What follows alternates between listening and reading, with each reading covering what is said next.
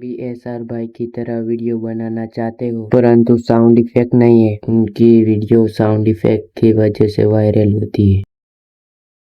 आपको भी sound effect चाहिए तो ये लो वो साउंड इफेक्ट, तो ये लो जो एसआर भाई अपने वीडियो में साउंड इफेक्ट यूज करते हैं। तो गाइस अपना स्क्रीन रिकॉर्डर ऑन करके ये साउंड इफेक्ट आप ले सकते हो, नॉन कॉपीराइट भी है और तुम ये सारे साउंड इफेक्ट अपनी वीडियो में भी यूज कर सकते हो।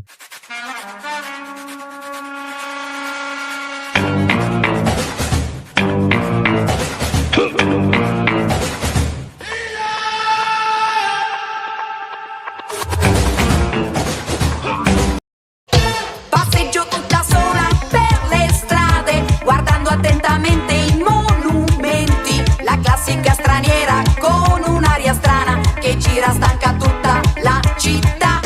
A un certo punto della passeggiata mi chiama da una parte un ragazzino, sembrava a prima vista tanto per benino, si offre a far da guida per la città.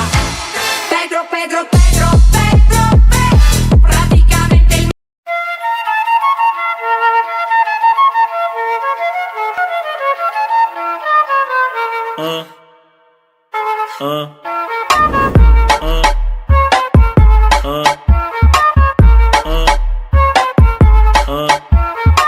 É a flauta envolvente que